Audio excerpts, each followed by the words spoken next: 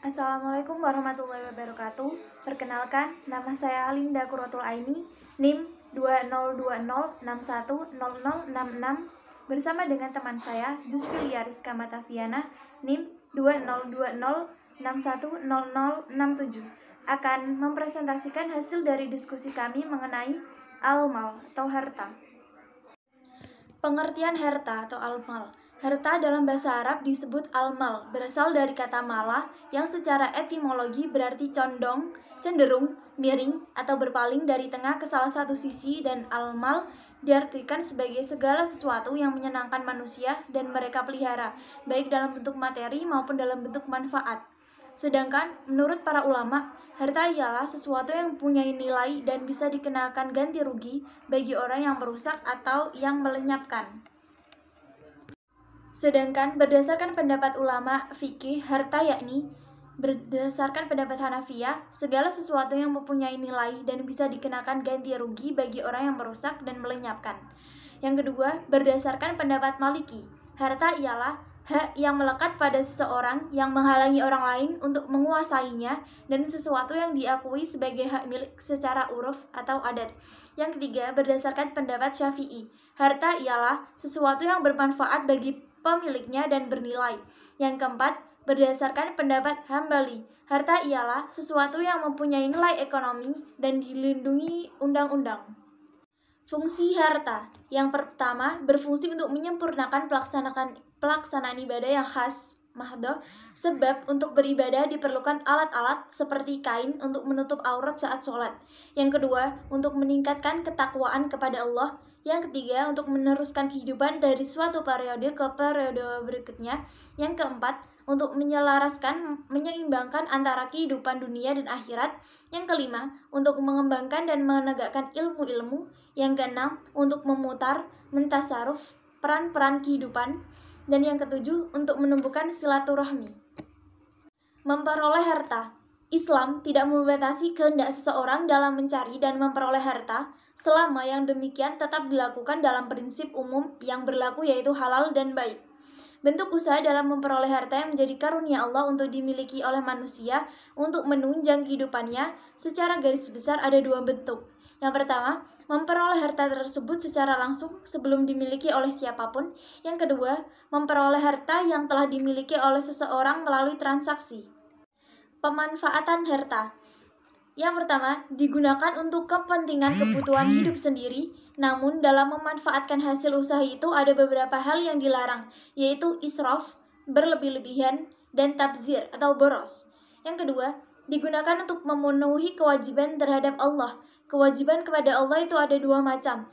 Yang pertama, kewajiban materi yang berkenaan dengan kewajiban agama yang merupakan hutang terhadap Allah.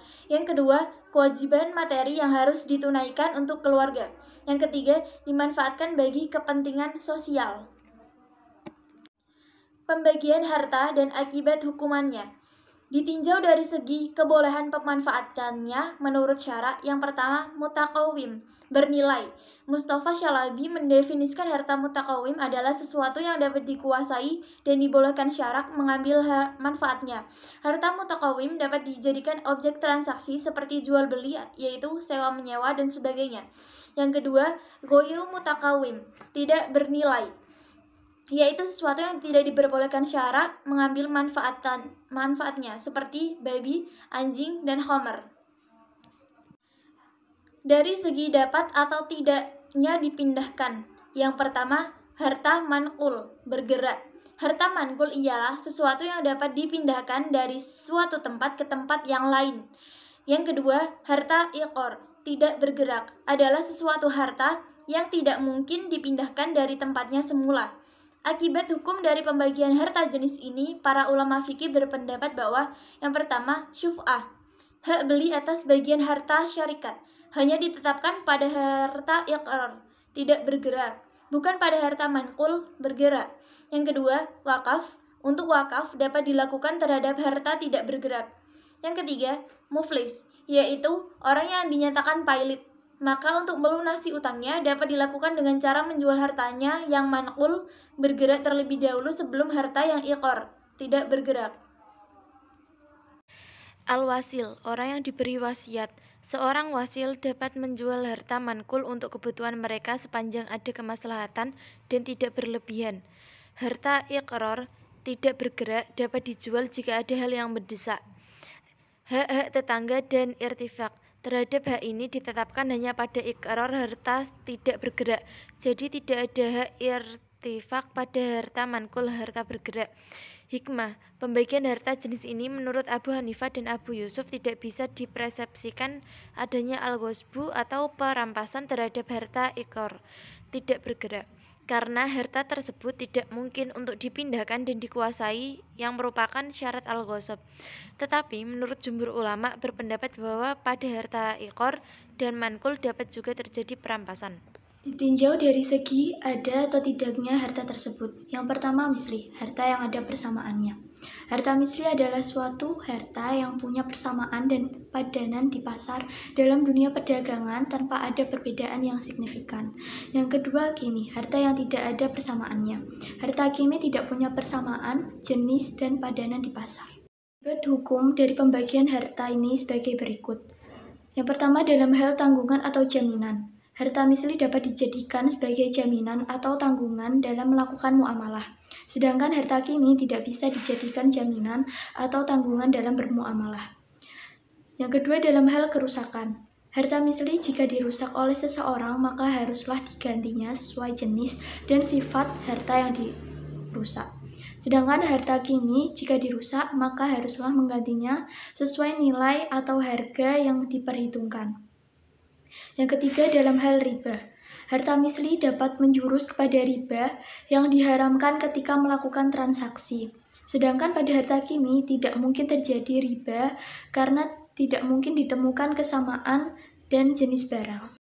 Ditinjau dari segi penggunaan atau pemakaiannya. Yang pertama, harta istihlaki adalah harta yang ketika digunakan untuk menikmati manfaatnya dengan cara menghabiskan zatnya. Yang kedua, harta istikmali adalah harta yang dapat digunakan dan diambil manfaatnya berulang kali, namun zatnya masih tetap utuh. Akibat hukum dari pembagian ini, jumhur ulama fikih melihat dari segi akadnya yaitu yang pertama, harta istihlaki akadnya hanya bersifat tolong-menolong karena objek suatu perjanjiannya ditunjukkan kepada manfaat harta bukan zatnya, seperti perjanjian pinjam-meminjam. Kemudian harta istikmali selain sifatnya tolong-menolong juga boleh ditransaksikan dengan cara mengambil imbalan seperti ijarah atau perjanjian sewa-menyewa. Ditinjau dari segi status atau kepemilikan harta. Yang pertama, mal atau al-mamluk atau harta yang sudah dimiliki, yaitu suatu harta yang berada di bawah kekuasaan atau kepemilikan. Yang kedua, mal al-mubah, harta bebas atau yang tidak dimiliki, yaitu harta yang tidak ada pemiliknya, seperti binatang di hutan belantara, ikan di lautan, dan lain-lain. Yang ketiga, mal al-mahjur, harta yang tidak boleh dimiliki, yaitu harta yang menurut syarak tidak boleh dimiliki dan diserahkan kepada orang lain, seperti harta wakaf. Akibat hukum pada pembagian harta ini adalah mal al-mamluk apabila milik negara, maka pemanfaatannya ditujukan untuk kepentingan masyarakat umum dan masyarakat yang memanfaatkannya. Tidak boleh merusak harta itu dan tidak dapat dijadikan milik pribadi. Mal al-mubah sebagai harta yang tidak berada di bawah penguasaan seseorang, maka harta tersebut dapat dikuasai dan disimpan oleh siapapun dengan usaha yang dilakukannya. Kemudian mal al-majur sebagai harta yang dilarang syarak untuk memilikinya, maka harta ini merupakan harta yang dapat dimanfaatkan dan diperuntukkan hanya bagi kepentingan umum. Tinjau dari segi dapat atau tidaknya. Yang pertama, qabilu lil qismah, yaitu harta yang dapat dibagi dan tidak akan menimbulkan kerusakan atau mengurangi manfaat harta tersebut. Yang kedua, ghairu qabili lil qismah, yaitu harta yang tidak akan bisa dimanfaatkan jika dibagi karena harta tersebut akan rusak dan tidak bermanfaat. Akibat hukum terhadap pembagian harta ini. Yang pertama, syirkah pada harta yang dapat dibagi boleh dilakukan eksekusi putusan hakim berdasarkan qismah at-tafriq, yaitu pembagian berdasarkan pemisahan. Kemudian syirkah pada harta yang tidak dapat dibagi. Apabila pemilik bagian itu memberikan kepada orang lain, maka pemberian itu sah. Untuk harta yang dapat dibagi, pemberian itu tidak sah sebelum diadakan pembagian lebih dahulu. Kemudian, syuriah pada harta tidak bergerak yang dapat dibagi.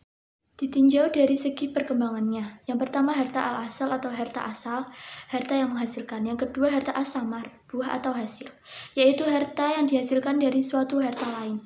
Adapun akibat hukum dari pembagian harta bentuk ini, yang pertama, harta wakaf pada awalnya tidak boleh dibagi-bagi kepada orang-orang yang berhak menerima wakaf, tapi hasilnya boleh dibagikan kepada mereka. Yang kedua, harta yang khusus diperuntukkan kepada kepentingan umum, asalnya tidak boleh dibagi-bagi, tetapi hasilnya boleh dimiliki masyarakat umum. Hasil dari harta yang selama dimilikinya adalah milik dia, sekalipun harta tersebut dikembalikan kepada pemilik sebelumnya, disebabkan adanya halangan. Hasil dari harta yang ketika ditransaksikan objeknya adalah manfaat harta tersebut, maka si pemilik manfaat itu berhak terhadap hasilnya. Sekian, terima kasih. Wassalamualaikum warahmatullahi wabarakatuh.